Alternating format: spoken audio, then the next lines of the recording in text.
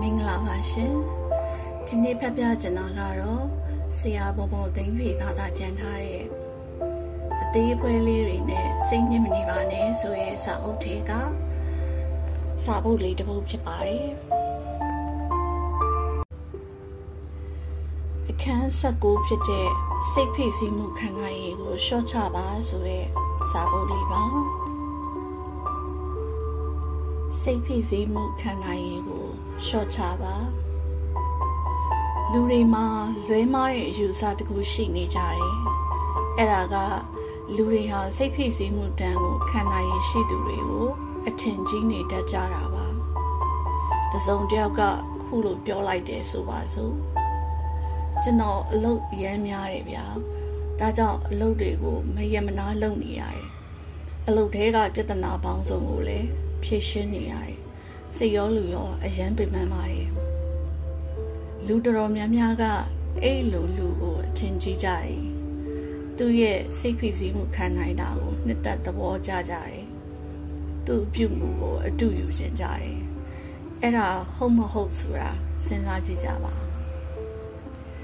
စိတ်ပညာရှင်တွေလက်ခံထားကြတဲ့ဥပဒေသားတစ်ခုရှိပါတယ်အဲ့ဒါက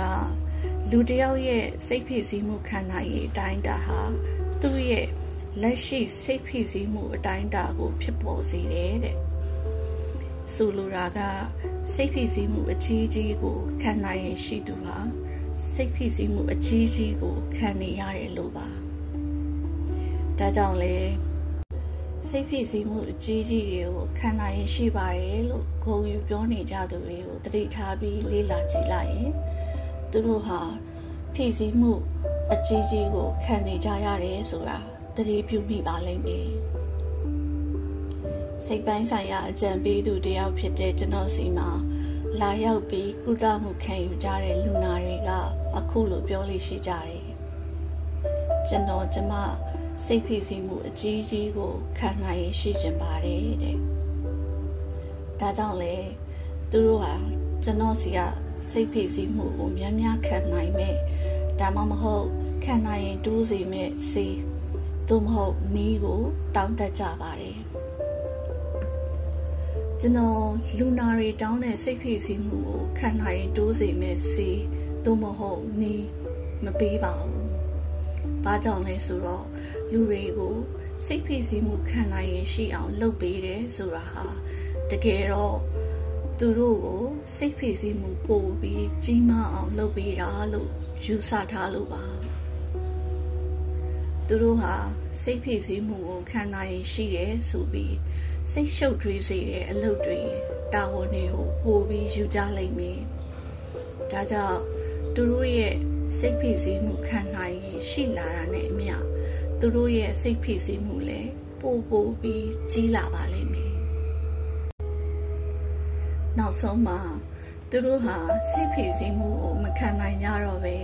စိတ်ဆင်းရဲမှုတွေနဲ့ကြုံတွေ့သွားတတ်ပါတယ်ဥပမာဇနီးတွေကဆုံးခွာသွားခြင်းအပေါင်းအသင်းတွေနဲ့ကင်းကွာလာခြင်း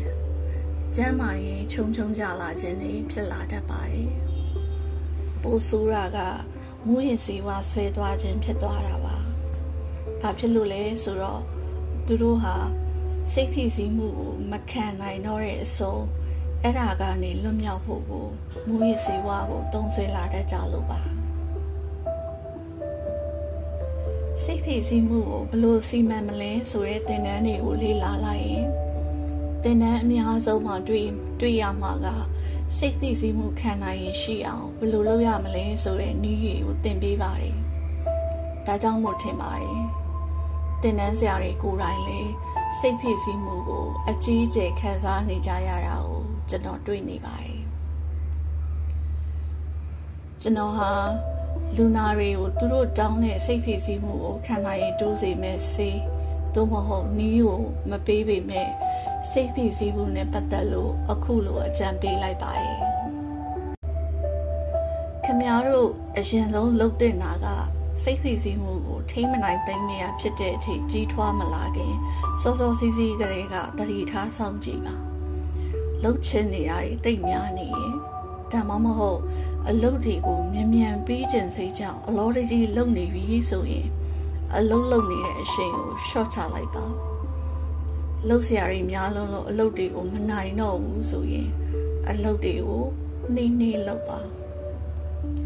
လှုပ်ရှားရီတွေကအရေးကြီးဆုံးတွေကိုရွေးချယ်ပြီးအဲ့ဒါတွေကိုဦးစားပေးလုပ်ပါလှုပ်ရှားရီများလုံးလို့ဆိုပြီးဒေါသဖြစ်နဲ့အလုပ်တွေကိုတိမ်ကြုံမလုပ်လိုက်ပါနဲ့ပိုကောင်းတဲ့နည်းကစိတ်ကိုရှော့ချပြီးအပန်းဖြေလိုက်ပါအသက်ကိုဝဝရှူသွင်းထုတ်တာလုပ်လိုက်ပါအပြင်ထွက်ပြီးလမ်းတွတ်ရှောက်လိုက်ပါစိတ်ဖိစီးမှုကိုစောစောစီးစီးမထိန်နိုင်စိတ်ဝေဒနာရှင်ဖြစ်လာနိုင်တယ်ဆိုတာကိုသတိပြုပါစောစောကအလုပ်တွေအများကြီးလုပ်เสียရှိနေတာကိုရှော့လုပ်ပြီးစိတ်ပန်းဖြေဖို့ပြောလိုက်လို့အလုပ်တွေအများကြီးမပြီးမအောင်စိုးရင်သွားနိုင်ပါတယ်အဲ့ဒီအတွက်မပူပါနဲ့ဘာကြောင့်လဲဆိုတော့စိတ်ကိုအပန်းဖြေလိုက်လို့အပန်းပြေသွားရင်ခေါင်းထဲမှာရှင်းသွားမယ်စိတ်ဖိစီးမှုလျော့ကျသွားမယ်စိတ်ချမ်းသာမှုရလာမယ်အလုပ်လုပ်ရတာပို့ပြီးထိရောက်လာမယ်အလုပ်လုပ်ရတာပျော့လာမယ်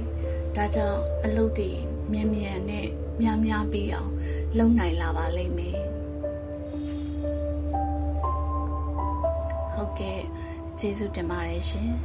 အားလုံးပဲတာယာချမ်းမြေသောနေ့ရက်လေးများကိုပိုင်ဆိုင်နိုင်ကြပါစေလို့ဆုမွန်ကောင်းတောင်းပေးပါတယ်